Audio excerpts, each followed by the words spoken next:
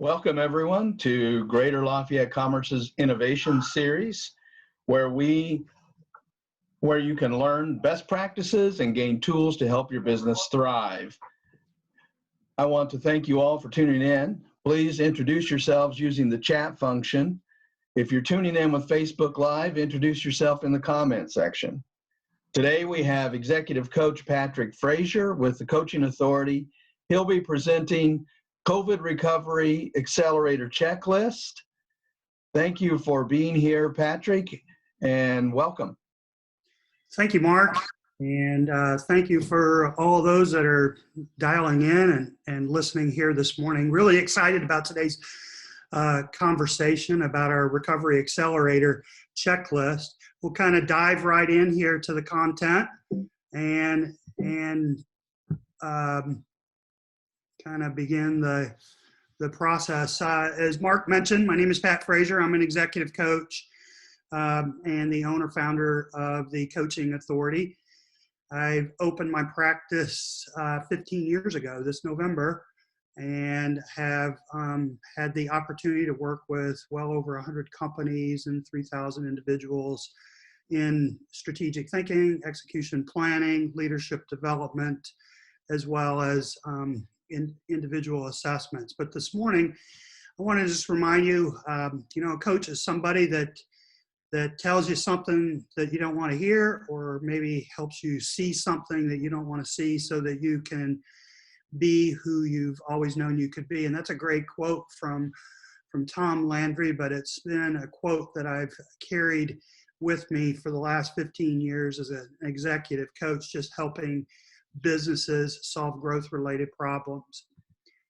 So today we're going to take a look at a couple of things. Our playbook, we'll take a look at the current state of the union. We'll take a look at the mirror and the window. We'll take a look at what we call a framework for success that allows us to succeed, whether it be to reposition or to recover from COVID, or whether it to be thrive in 2021 and beyond. We'll take a look at our recovery accelerators, some ideas, hopefully, that you'll be able to take away and really have an optimistic look for 2021. I have a little bit of time for QA. Today, our playbook, we've structured today's presentation to where there's a little bit of information, and then there's a little bit of breakout time, or a little bit of time where we're going to just allow for some back and forth questioning, a little bit of a unique presentation style. So as we're going through some of the slides and some of the material, it may feel like that we're going through information quite quickly, but I would encourage you just to jot down your thoughts and be prepared to engage in conversation as we go throughout the presentation. If you think about the one word that small and mid-sized businesses have today on their mind, it has to be uncertainty. We're uncertain about things like elections. We're uncertain about COVID. We're uncertain about what the future might be. But if you were just to think about one word and sum up where we're at today, almost every business owner or business person would have to say, it's uncertainty. If you look at where that might be coming from, you look at the stock markets, and back in March, you can kind of see that there was a huge dip, right? A recession, we would say. But the interesting thing is that if you look at where we're at today, we're at or above where we were at the beginning of the year. And what makes this interesting, I think, is that the recovery of our market has been much faster than any of the other busts, right? We had the Black Monday back in 1987 that really lasted a couple of years before the markets recovered. We had, 9/11. The recovery took several years. We had, the dot-com bust We had the real estate bust. So the stock market has taken a dip in the past. But what's notable with COVID in particular is the quick recovery of our markets. Unemployment, interesting as well, of course, in March, spiked. And we all saw that, there was somewhat of a knee-jerk reaction. How is this going to affect us? Let's contain costs. Let's control our labor costs. We're uncertain about what the future is. We can't afford to hold on to staff. But then there were the PPP loans and other small business assistance that came, and businesses started pivoting, repositioning, drawing back employees, and we're seeing our unemployment rate continue to drop as we go as we close out the year. Our purchasing managers index, right? In other words, this is just an index that tells us, how likely our business is going to buy. And really, without getting into what PMI is, we just need to know there's 5 elements to it. There's, new purchasing orders. There's, production rates. There's employment and unemployment and supplier delivery, inventories, and all of those things kind of are the elements of our PMI. But what's interesting here is that the rate of change is continuing to increase, which tells us really that people are optimistic that there's something out there in the future that's going to change that. They're more likely to buy in the first quarter, the second quarter, third quarter next year. So people remain optimistic even though we're uncertain. And I think that's an important point. This is an interesting kind of state of the union of where we're at right now. One of my favorites is just like restaurants, right? People dining in or dining out. And of course, in March, that just bottomed out, and nobody was going anywhere except through drive-throughs. And then it started to creep up, and you, in fact, if you go out and about right now, you kind of see that people are distant. They found ways to distance patrons in restaurants, and restaurants do have people dining out, and particularly in the summer months, we saw people were a little more comfortable dining out in open areas, right? And if you notice, a lot of the restaurants or the upscale restaurants have extended their eating areas so that there's proper social distancing, but that seems to be responding to some extent. Probably the biggest impact right now is our travel, entertainment, vacations, that sort of thing.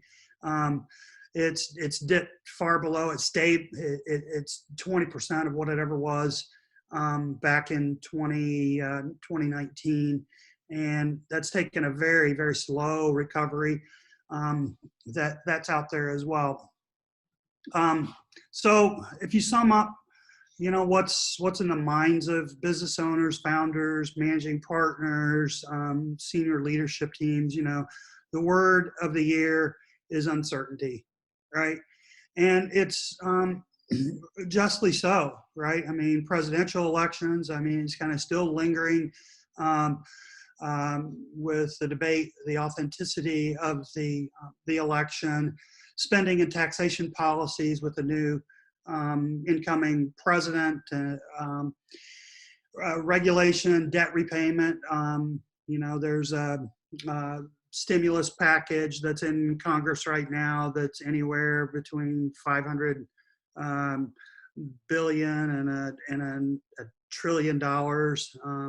So what's that going to do to our the debt repayment over the years? Of course, the COVID recovery, what's going to be open, what will be closed, when will the vaccines be here, how quickly can they get distributed, who's going to get the vaccines first? All of that is still being addressed on a day-to-day basis. We're seeing uncertainty and urban unrest, protest, violence. policing reform, right? And of course, it's almost old news, external government obstruction, but that's still out there and causing a lot of uncertainty for businesses. And of course, doing business virtually as the new norm, right? We're looking at the resurgence of COVID, or right in the middle of it, some would say, right? And are we going back to the same place that we were back in March and April last year, right? And people expect us to be better at it the second time around, or to be more seamless. But is that is that the new norm? So if you look at all of these things, uncertainty is certainly the word that comes to mind for all of us. And the challenge for us is okay, it is what it is. So where do we go from here? And if you look at 2020, I think we have to look at it as kind of the year of the mirror, right? In other words, we look at 2020, and when COVID hit, we say, what just happened here? What in the world happened, and how do I recover from this, right? So we took a look at some things in a couple of webinars through the chamber earlier this year. What was our COVID comeback, and how do we respond to COVID, and how do we thrive? In other words, we were looking at where are we at now? What are our core competency? Who's our who, and what's the problem of our customers that needs to be solved? We looked at what products or services that we can now offer in this new era, right, that would add value to our customers. How can we be relevant in all of this, right? And how can we pivot or retool to gain some sort of a competitive advantage? So if you look at 2020, it has to be, really, we were focused on looking in the mirror. I want to suggest that 2021 and our recovery might be that instead of looking in the mirror, let's look out the window. And let me explain. When we look out the window, we have to see that there are some businesses out there that are doing quite well. One of my clients was telling me just this week that their business has nearly tripled since COVID. And they said, I hope this COVID thing doesn't ever stop. Of course, he was kidding. But from a business perspective, COVID has allowed his business to triple. And there are many, many stories and testimonies out there where businesses have figured out how to solve a problem with their core competencies. So what are some of the services that our peers are offering during the COVID era? When we look out the window, we say, what are some of the internal areas that we should be investing in or focusing on to be market ready for 2021, right? If we know that it's going to happen again, some of the same things that happened in March, we should be a little faster, leaner, meaner, smarter, right? And be able to be market ready when it does hit. What are some of the external areas that our peers are investing in? What are they investing in? What are they focusing on? Well, how will they serve the clients? How did they maximize their value in this first wave? And how would we leverage that going into 2021? So the challenge, I think, in 2021, and the key to our recovery acceleration is rather than looking in the mirror, let's look out the window and let's figure out a game plan for looking out the window. So this is where we kind of want to just spend about 5 minutes and have some open discussion about looking out the window. What does that mean for you and your business? What are the services or products that your top performing peers are offering during COVID? Where are you seeing companies winning, and what are they doing, right? What are some of the internal areas that our peers are investing in? And what are some of the external areas that they're investing in? What are some of the things they're focusing on, right? Let's look out the window and survey the game field, right? What's the arena look like, and what's our competitors look like? And let's just spend a moment or two just kind of reflecting on that. So at this time, What I'd like to do is just open it up for some very open back and forth conversation, and let's hear what some of your thoughts are.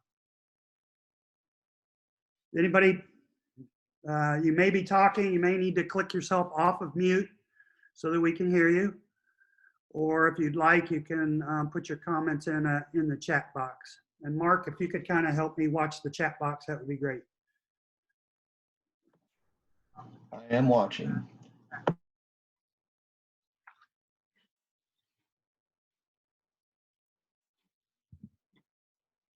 Anybody want to share something about a service product or company that seems to be top performing out there, that's really, really out there knocking it out?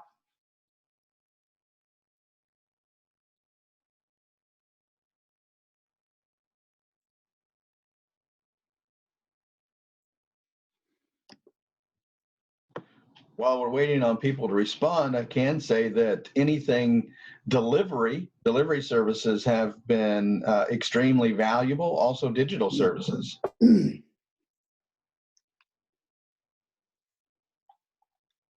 course, any products that are related to PPE are doing amazing.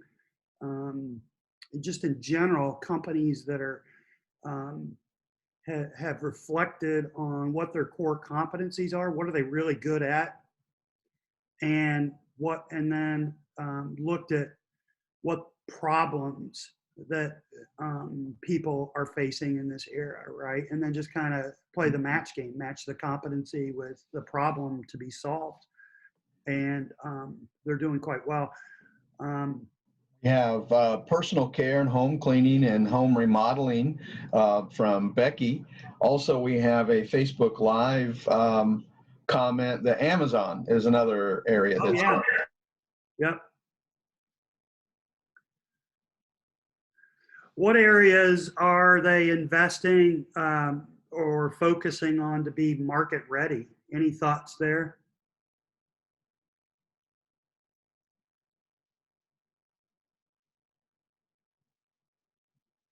Some things that that I see, of course, virtual meeting is things like microphones and lighting and upgrades to their computer systems, and people or companies are creating environments that for their employees to work from home and to be able to conduct professional meetings the best that we can with kids and dogs in the backgrounds and that sort of thing. So things I've heard is that to be ready for the next time.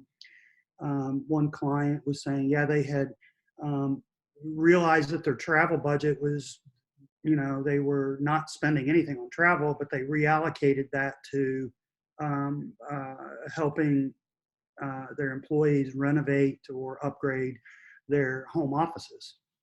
And I thought that was kind of interesting because I think it kind of spoke to being ready for this next wave, or perhaps the new normal. Yep, that's what Kyle said. He said that they're investing in remote workforce and the ability to work outside of the office more. Mm-hmm. Mm-hmm. Good. Any ideas on external areas? Where are they focusing and how they could serve their clients better?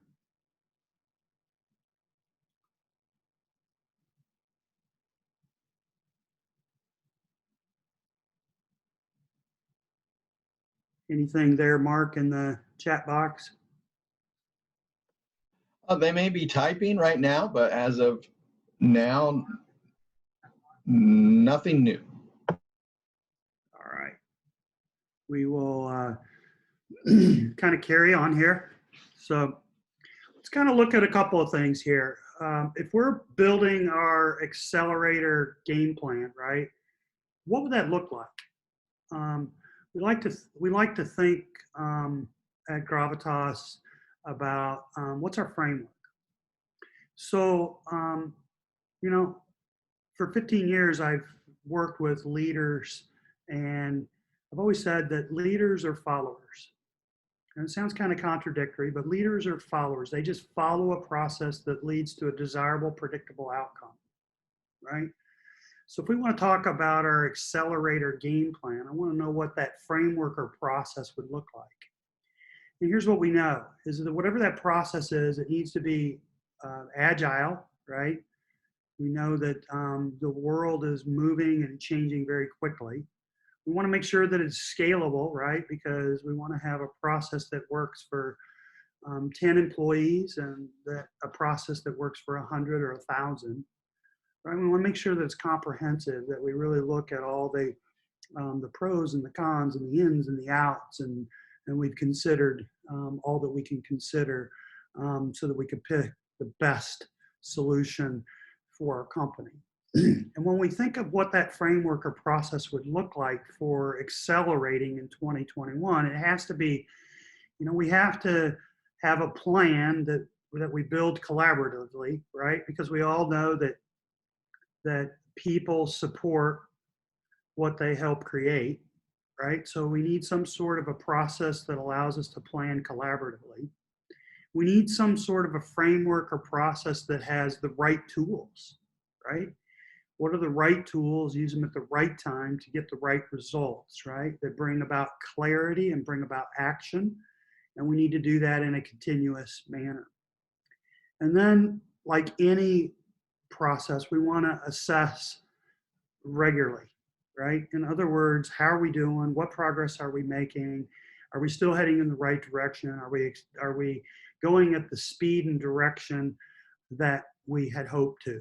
So we want to have a framework that we build a plan collaboratively, we use the right tools, and we assess frequently. So let's take a look at some of the things that we might use. We like to think of an agile growth roadmap, in other words, a one-page strategic plan to where we get everybody on the same page, right? So that everybody understands what our core ideology is, what our strategy is, what our targets are, the best that we can come up with for the next year or 3 years, right? And then break it down into 13-week or quarterly sprints, right? But having that basically in a form that's easily shared, easily discussed, easily updated, and constantly reviewed and updated as a team. And then having the right tools, right? And of course, assessing frequently. There are tools that allow us to kind of check off, right? Are we doing the right things, right? Are we doing the right things in the right order so that we can expect the right results? And I think that, today as we're talking about building some sort of a recovery acceleration game plan, we have to look at what is a checklist? What are the things that we need to do in order to stay in the game, in order to dominate the industry, right? Because for those of you on the call, I doubt that it's just about surviving a second or third or however many waves of COVID, right? If you're on the call today, you're probably interested in what can we do to kind of get out ahead of the curve so that we can be one of those businesses that we talk about in the community that says, here's a business that just knocked it out of the park in spite of COVID, right? And they've got a framework or a process that allows them to sustain their position as one of the greatest employers in the community. So we're going to take a look at these, kind of what we call 7 attributes of agile growth. Again, just some things for you to think about.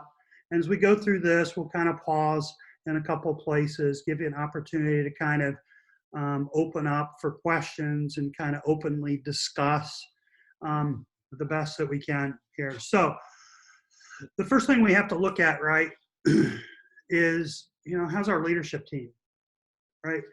Listen, if our leadership team is not authentic, healthy, and aligned, then there's really very little hope for the downline in our organization, right? In other words, if you're not healthy, you're probably not at the top of your game, right? And you're not the very best that you could be for your company. You're probably not the very best you could be for your family or for your community.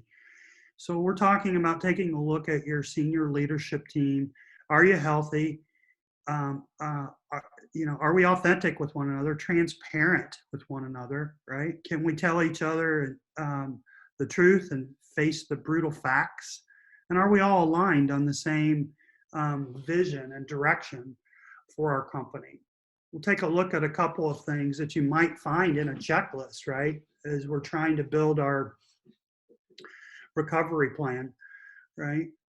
Take a look at, does every executive on your team, and when I say executive, I know some of you on the call today might very well have small teams of less than 10, right? And we would say, well, everybody on the team is a stakeholder or a key player. Well, that's fine. And we might want to talk about them as being part of the inner circle or your executive. But does everybody on the executive or senior level team have a written and shared personal purpose plan? In other words, is your purpose clearly defined, and does your purpose align with that of the organization? Okay. So that's so important that we have our North Star, right? What's our North Star for each person on the team? Have we had quarterly leadership health check-ins, right? Are we checking up on one another? It's tough being a leader in these times. It's a great privilege, I would say, but it's tough. It can wear on you, right? I mean, the hours are long, the work is hard, and every day there's a new problem that we have to solve. Are we checking in with one another, right? And holding one another accountable for staying healthy and healthy rituals and resilience routines so that we're all hitting on all cylinders. And I like to say at top fighting weight, right? Does the team have strong trust, and are we equally committed? Are we accountable to ourselves, accountable to one another, accountable to our employees, right? Do we have regular reviews of our strategy? Is our strategy still solid? Is our strategy still relevant, right? Because things are changing so quickly, right? And so massively, right? That sometimes we just have to take a deep look at our strategy, and what was good 3 months ago may not be our strategy today. And the number one failure of businesses, by the way, is just poor execution disciplines. Failure to identify what the top priorities are, what our metrics are, and failure to communicate our progress against those priorities and metrics, right? And then is our executive team learning, right? Are they continuing to learn? Because look, we may be in business today, but 5 years from today, we could be out of business, because the stark reality is that there's somebody out there that's learning and thinking and building a business that can put us out of business, right? So I tell people the only insurance marker we have of being relevant in the future is what we're learning today, right? So, leaders are learners, leaders are readers. So what are you learning? What are you and your leadership team learning together? Webinars, conferences, of course not physically in today's day, but how are you continuing to learn and grow so that we can be relevant in the future? Strategy decisions, a real simple litmus test here is just to take everybody on your leadership team and say, can you state our strategy in a simple sentence? Have them write it down. And for some of you who've been on webinars with me or in class work with me, right? We've done that exercise. Just take a blank sheet of paper and have people write their simple one sentence strategy on that sheet of paper and then compare it with others on your team. And the stark reality is that when you do that comparison, there's not a whole lot of alignment, which is really kind of scary when you think about that from a leadership perspective, because if the senior leaders can't agree on what the strategy is, then how can we expect that strategy to be executed throughout the depths of the organization, right?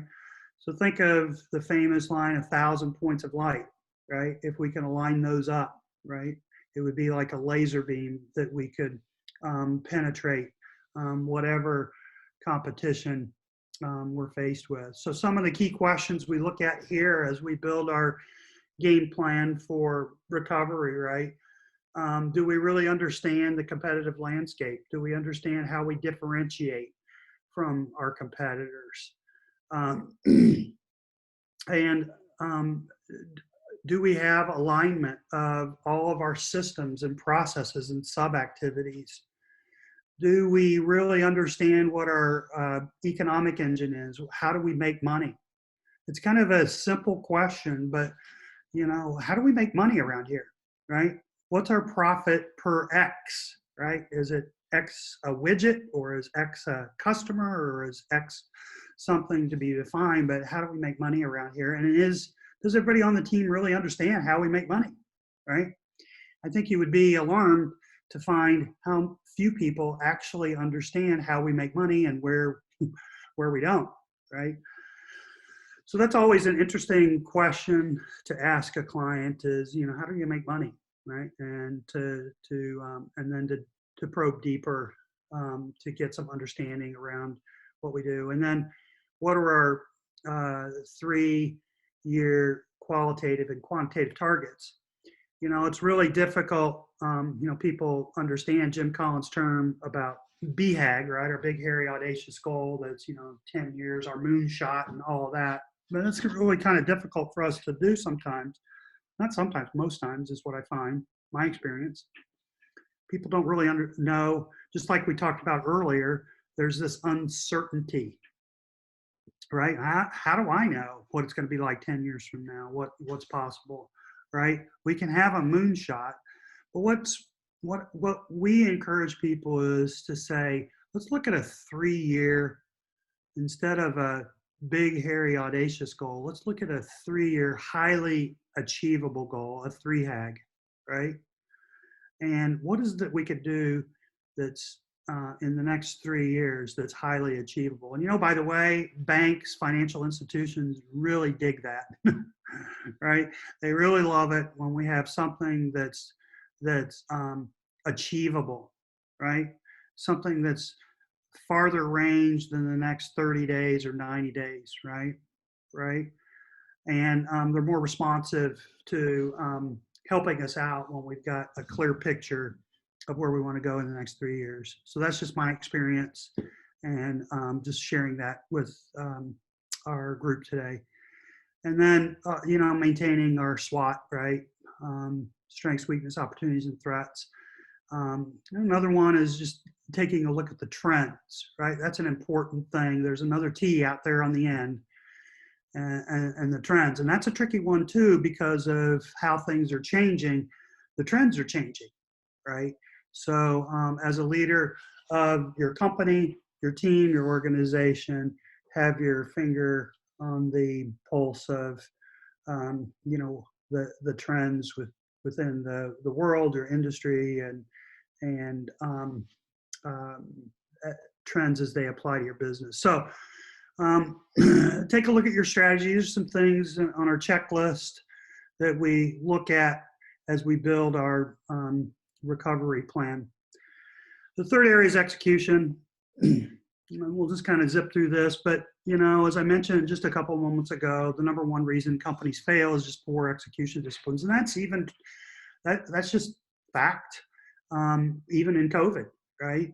We look at why companies fail, and people say, well, it's because we just ran out of money, or we didn't have people, or, you know, the customers quit coming, or whatever. But really it's about, you know, what are our priorities, what are our metrics, and how do we communicate? If we pull people together and they have great clarity on what their priorities are and how we measure against that, we tend to drive through whatever obstacle is facing us. So how do we do that? Do managers, leaders meet annually, quarterly to talk about the most important metric that drives the business? What are our 3 to 5 priorities for the quarter? What are our 3 to 5 priorities by department, right? Many of you are probably doing that right now. It's very fashionable, let's say, in December and January for companies to do their annual planning. Just remember to drive down to the department level what those 3 to 5 priorities are on a quarterly basis, things that we call rocks, right? Just encourage you to look at, in 2021, your 13-week sprint plan, right? Rather than call it a quarterly, let's talk about 13 weeks in a quarter and think of it as a sprint, right? Let's sprint for 13 weeks and hold ourselves accountable for making those incremental gains every week, right? Catch our breath and then go back into the second quarter for the next 13-week sprint, right? And making sure that we have clearly defined what those 3 to 5 priorities are for each department, so that every person on your payroll understands the 1 or 2 things that absolutely has to get done in this 13-week period. You know, a great execution discipline is having your daily huddles, your weekly problem-solving meetings, understanding your key metrics, and just having some sort of a meeting that you can leverage the collective intelligence, right? I was with a client last week that he was faced with a very complex problem, and I asked him, I said, well, look, have you talked to your managers about this? Have you talked to the people in the front line? Well, no, I really didn't want to bother them with that, or we've talked about this before. And as we really unraveled it, right? Yeah, they had talked about it in bits and pieces before, but they haven't really brought people together and talked about what the problem really looks like and what the potential solutions might look like and what the implementation of those solutions might look like, and really leverage the collective intelligence of his organization. And, you know, today's complex problems require complex solutions sometimes, and sometimes they're very simple solutions, but whether it's complex or simple, that comes by pulling people together and working through. Just remember, again, I said this earlier, people support what they help create. And that's the beauty of collective intelligence, getting people together to create a solution that they'll support as we go forward. So I want to pause, right? And I want to get your thoughts on leadership strategy and execution, right? Is your leadership team healthy, aligned? Why or why not? Is there something that you haven't dealt with? Now that's kind of a ticklish question, right? On a group of, on a live stream event, right? You know, we don't want to air our dirty laundry, right? But that might be a good one for you to write down and take back to the office. Is there something you've not dealt with or addressed together as a leadership team? And then to bring that out, address that so that there's greater transparency, authenticity, and alignment. And the second question is what's your strategy, right? And again, on a call today, you know, we may not want to talk about our strategy because our competitor may be on the call as well, but it might be a really good exercise for you to talk about back at the office. Say, hey, you know, this dangerously good-looking executive coach challenged me today to write out my strategy in a simple sentence. And I just wonder how many of us could do that and if we would be aligned, right? So a great exercise. And then, of course, the execution. The question here is, you know, do our people and processes effectively convert top-line revenue to strong bottom-line profit? Listen, this is the key to execution, right? I mean, if we're doing the right things at the right time with the right people, we're going to get the right results. And the right result is, for us, is that do we have a strong bottom-line profit? And you say, well, my revenue is continuing to increase. Okay, yeah, but it's not how much you make, it's how much you keep, sort of thing, right? So a friend of mine that happens to be a recovering accountant says, revenue is vanity and profit is sanity. And I really like that definition because it really kind of talks about our execution disciplines. Are we effectively converting our top line revenue to strong bottom line profit? So let's go ahead and open up for questions, conversation, just for a couple minutes, and then we'll move on to the next group of attributes. But again, if you have a question, use the chat box. And Mark, if you can kind of help me monitor that, that would be great.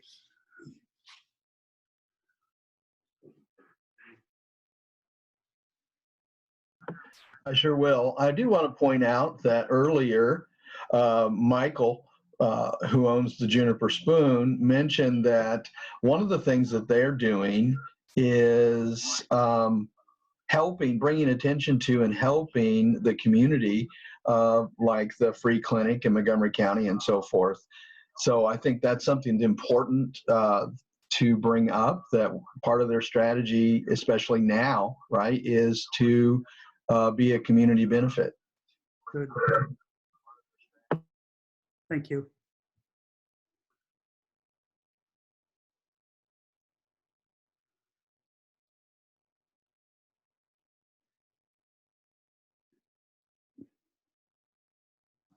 Someone may be typing, but as of right now, that's all of the comments. Okay, great. And once again, if you'd like to just kind of take yourself off of mute and kind of share your thoughts, that's great as well.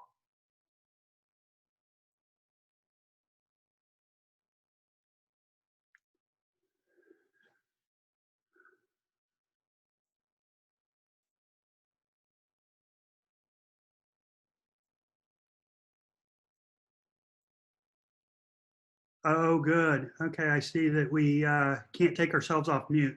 So, all right, we'll continue to use the chat box. Sorry for the tease. All right, we'll just kind of move on.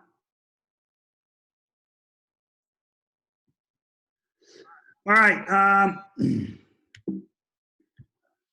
So let's move into the next attribute, profit. In other words, do you have cash to fuel your growth? And we've all heard that, growth sucks cash, right? For businesses, right, cash is kind of like the game of Monopoly, right? When you run out of cash, the game is over, right? Unless there's some form of stimulus or loan or something like that. So we kind of laugh about that. But let's talk in all seriousness about what the profit attribute looks like and what we might want to look at if we were trying to build our recovery accelerator plan for 2021, right? So one of the first things that we look at is that what is our cash conversion cycle look like, right? In other words, every business does four things, right? They sell people stuff, they build or buy stuff, they deliver support stuff, and then they collect or have financial transactions of some sort, right? So, but if we look at from a time we put $1 into the business, when we get that dollar back out, that's what we call our cash conversion cycle. And for some of us, it's a long cycle, right? It may be months or even years, right? And then for others, it may be really short, right? We throw $1 in and we get $1 back in a matter of weeks or a few months. So do we understand that cash conversion cycle well enough so that we could say, hey, what can we do to shorten that cycle? In other words, how can we get more money into the business sooner? How can we hold on to it longer, right? So that we can have more liquidity inside of the business. With more liquidity, we're able to make better decisions. Our internal cash flow and profit are measured regularly and always looking for opportunities to optimize it. Look, this is kind of a topic that everybody was talking about in 2020, right? Is that how do we conserve cash, right? And hey, coach, do you have a checklist of things that I could look at to conserve cash? Do you, you know, how do we survive this and hunker down, sort of thing? And there are, right? And there are checklists and look at this, look at that, or stretch these terms or whatever. But here's the thing: we should always be doing that, right? We should always be doing that.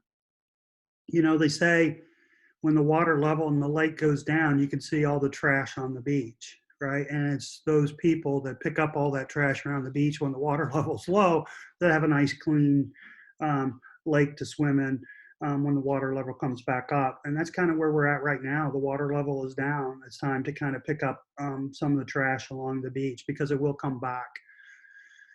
Do we understand our labor efficiency, right? In other words, how much profit did we make and what was our labor cost? Kind of look at the ratio of those two things. That'll tell us if we're too rich on labor or we're burning people out because we're too lean on labor. That's really important for us to kind of understand that, especially right now, because we're finding that that companies, we'll talk about this in a minute, but companies are, they let people go in March and April, and then they started bringing them back, but they started bringing back employees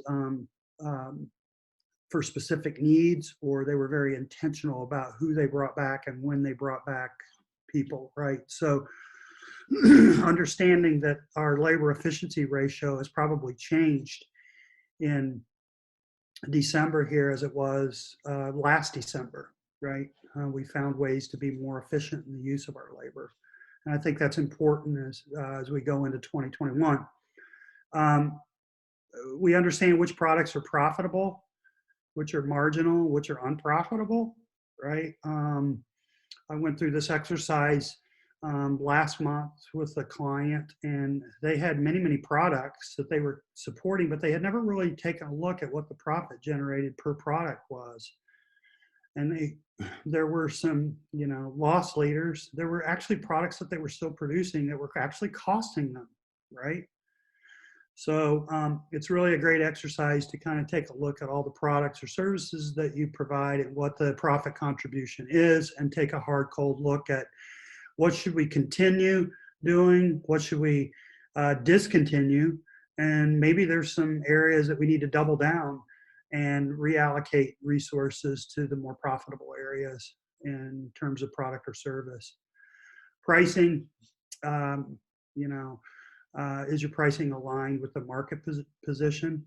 I think that's a huge part. A lot of people say, well, what can I do to generate more cash? Well, I can sell more volume, or I can raise my price. Those are the two most common solutions that people come. Those are the things that are top of mind, we would say. But there's actually 5 other levers that you can use when we start talking about profit to affect our cash flow story, we would say. Talent. This is my favorite area. This whole idea of talent assessment, having a talent strategy. Here's the question. Ask yourself, would you enthusiastically rehire everyone on your team in their current role, right? And, when I asked this question a year ago, right, we had, the economy was at its highest point at that point, and, things were booming and bustling, and we had relatively, very, very low unemployment. But when I would ask that question, 99% of the time, executives would pause and they would drop eye contact, and I kind of knew what it meant. They knew what it meant, that there was somebody or some buddies, right, on their team that, well, no, not really, right? They had either been promoted above their level of competence, or they somehow been grandfathered into the organization, or the organization had pivoted or changed and their job was not relevant anymore. But you kind of have to ask this question on a regular basis. Would we enthusiastically rehire everybody on our team? And if we wouldn't, then what are we doing about it, right? So a little deeper dive in the area of our talent, right? We have to first start with, do we have a clear definition of our core ideology, our values and purpose, right? We want to make sure that the talent that we have, in fact, attract and that we retain and that we develop or invest in, right?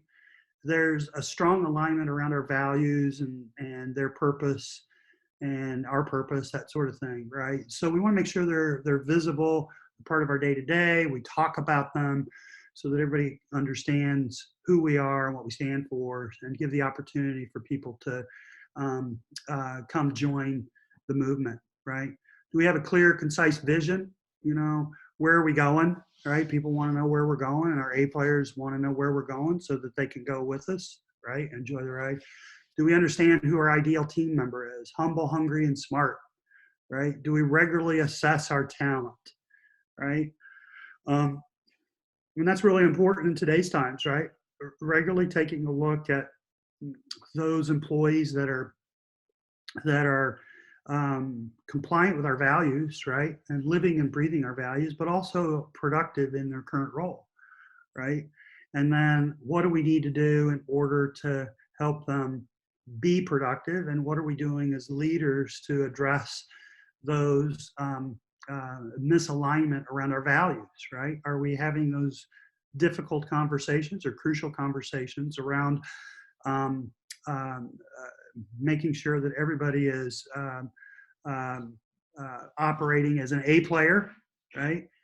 I had a client that shared with me, said, look, you know, right now things are so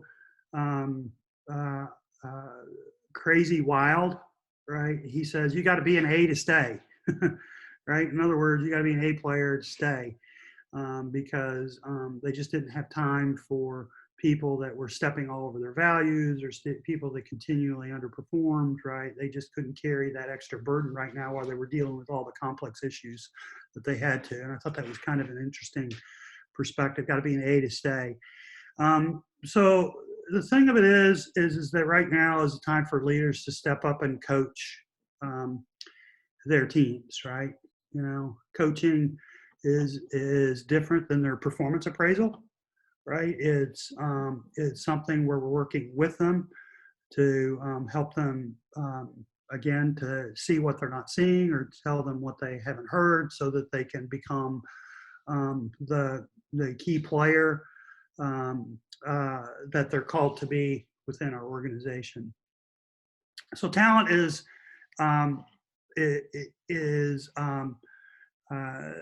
probably the fifth or sixth attribute that we've talked about, but I tend to think that it's got to be that number one thing that we got to get right now.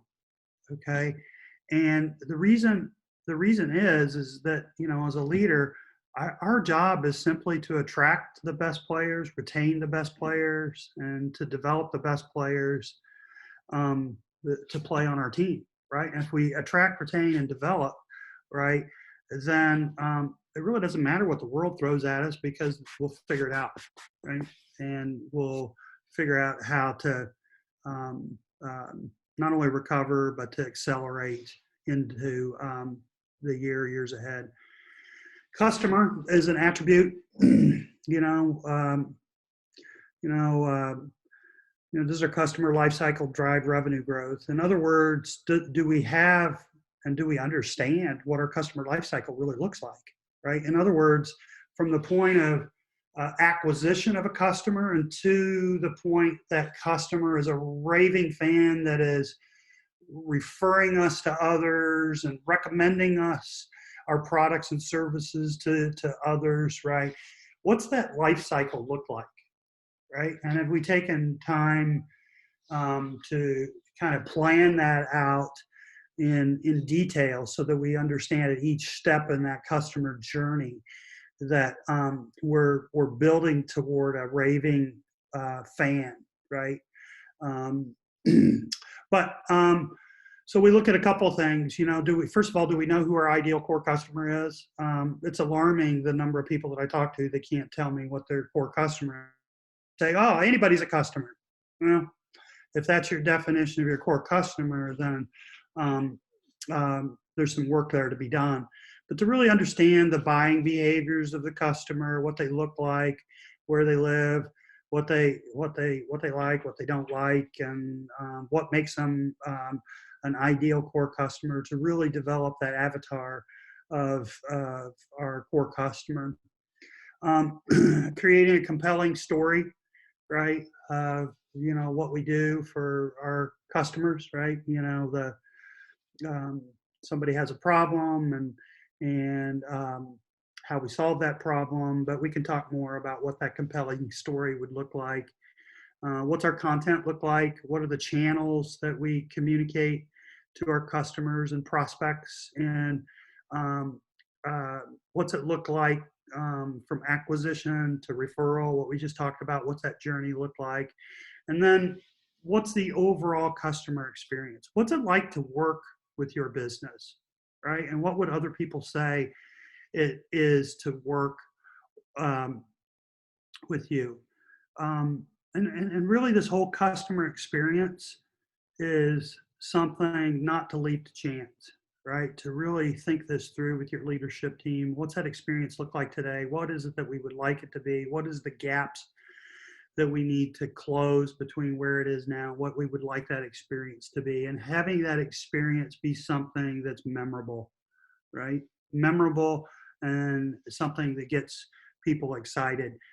I was talking just yesterday, in fact, with somebody that was telling me about their customer experience. I said, look, you know, the customers are going to talk to people about their experience, right? And they'll tell 3 people about a great experience, and they'll tell 9 or 10 people about a poor experience, right? So, and those numbers may change depending on whose research you look at, but the reality is that, you know, you create a great experience and people will talk about it, but if you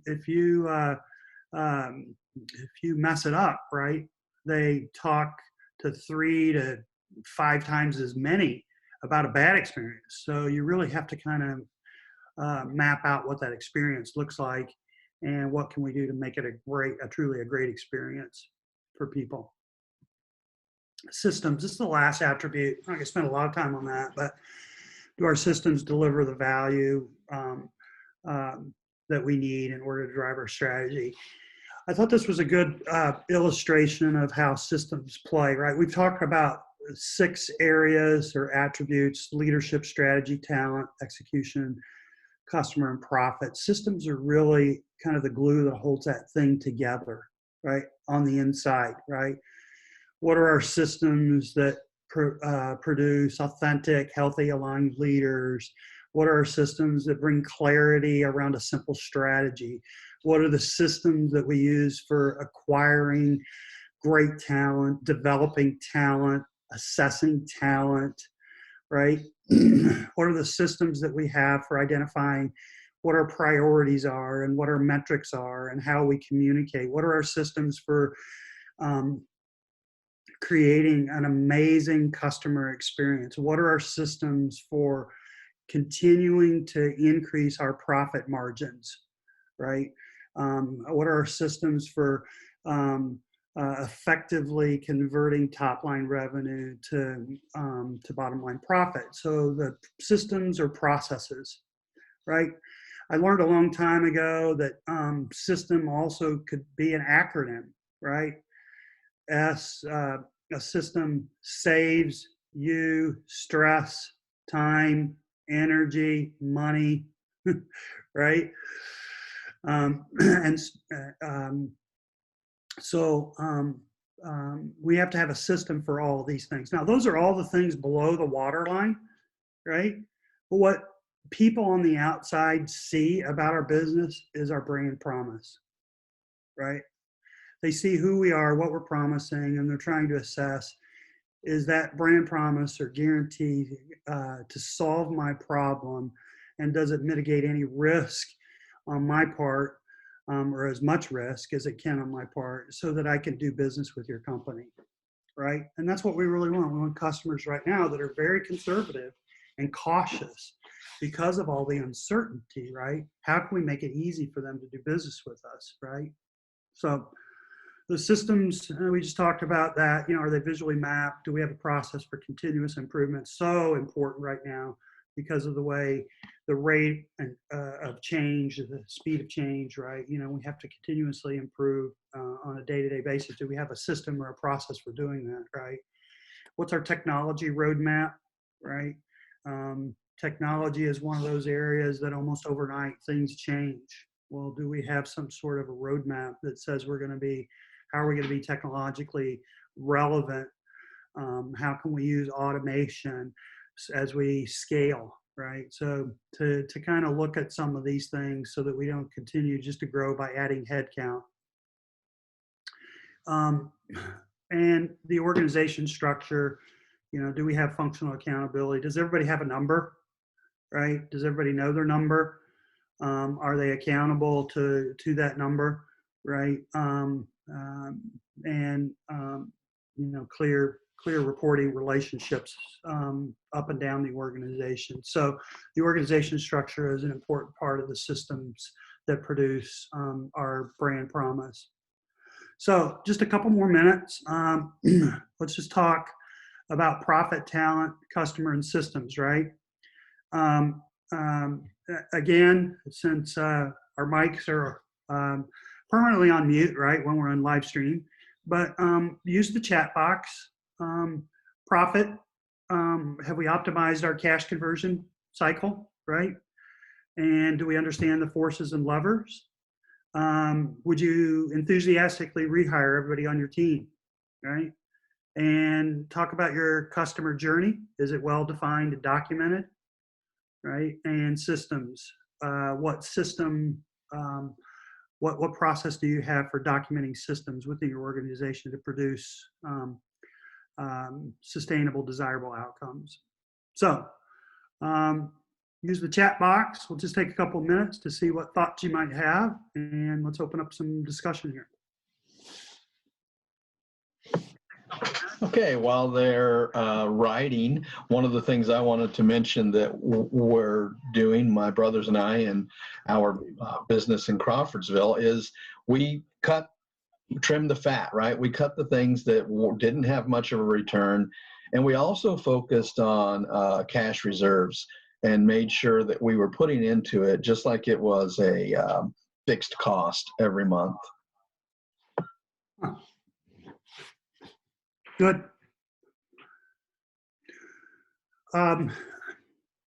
Mark, that's an important point, cash reserves. One of the metrics that we like to use is, days cash on hand. In other words, how many days do you have if you don't have any more revenue coming in, right? How many days cash on hand do you have? And how much do you need in order to kind of remain liquid in your business, right? And one of the signs often that things are in dire straits, right, is that cash on hand gets dangerously low, right? Because it means we're not liquid, can't take advantage, can't meet our commitments, that sort of thing. So I just wonder how many businesses have 30 days cash on hand. I think that right now, more than ever, that they should probably strive to have at minimum 30, but probably 3 months. Yeah. I think that conventional wisdom, Mark, is 3 months. But I think I've seen a lot of businesses right now that are just struggling and have to, if they've got 30, they feel great. But as you continue to build your business and grow your business, I think the standard is 90 days, as you mentioned. With talent, while I think people are typing, we've also started investing more in training. We know that we have a business where talent kind of revolves, right? It's a pizzeria, so people don't generally don't make a career out of that, and we understand that.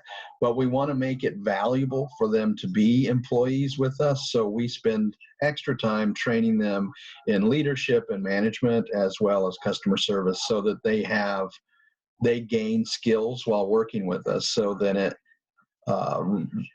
helps them or inspires them to stay longer, so that we don't have to spend the money on retraining. Mark, I think that's a really interesting perspective because, well, it's consistent with what I've heard because companies are really, if you look at March and April, they let employees go quickly, right? I mean, we went from less than 3% unemployment to nearly 20% unemployment almost overnight, right? And you would probably you could validate those numbers from a chamber perspective, but the thing of it is almost overnight it dropped significantly. But then it started to come back, and companies were really careful about who they brought back, when they brought back, and what that individual would be doing when they brought back, right? And it was almost like one of my clients there in Lafayette was saying it was like they had a second chance at talent selection and talent orientation and talent training, right? It was like they had a second chance. And I think that was the words that he used. He's like, it was a do-over for me, right? And he goes, and I'm sure that I can do a lot better job at forming the team I need going forward the second time than when I just started hiring people because I needed I needed a pulse, somebody to answer the phone, sort of thing. So people are really bringing back smarter, I think, and training better. I agree. Becky says, I think this is more of a systems response here. She, recognizing the challenges of managing inventory and having access, that they adapted to direct shipped options. Yeah, a lot of that we're seeing that, just ship it directly to the end user. Yeah, thank you, Becky.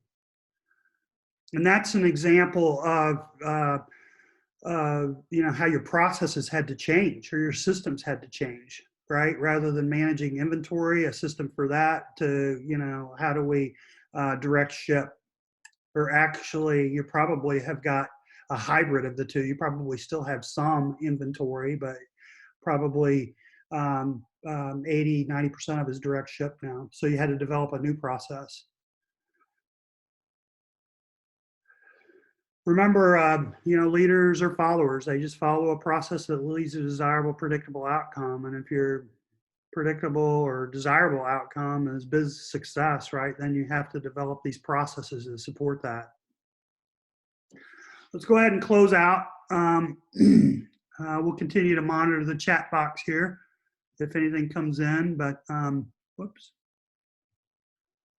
There we go. So remember, building your recovery accelerator growth plan, right? We want to have something that's agile, right? Because we don't know what's coming at us in 2021, right? So we need to continually evaluate. We need to course correct. We need to align, focus, align, and execute on our most important strategies. We want things that are scalable, a framework with tools and process that allows us to grow from one phase to the next phase, right, without stalling out at any one phase. And we want things that are comprehensive in the area of thought leadership, access to a broad network of faculty, a broad base of tools, advisors, that sort of thing. In these times, you can't have too many advisors. right? People that help you see around the corner, see a little farther than you've seen in the past, right? So agile, scalable, comprehensive. We talked today a little bit about checklists. There's actually a checklist that we have that's specific to COVID-19. It's what we talked about today for the most part. If you'd like, actually, if you signed up, registered for the today's webinar, you should also have this as an attachment. But if you reach out to Mark or we can make sure that you get this checklist. And it's basically just the 7 areas that we talked about, and just read each area and basically check it, whether you're doing it or not doing it, or whether you should be doing it. And if you should be doing it, if you know what it means, or if you want some help with that, of course, you can always reach out to me as your coach. And somebody really, the reason that I'm doing these webinars for the chamber is that I care about small, mid-sized businesses. I think that it's the best job on the planet, right? But it's also the most stressful job on the planet. And I just happen to think that we're better together, and we can win if we can leverage one another. So, standing invitation, just reach out to me, and I'd be happy to help and guide you through this time as we go. So, just quickly, any questions in the chat box, and then we'll kind of close out. I've got a couple of challenges for you if you're on the call, right? Just some food for thought, we'll say. But any questions at this time?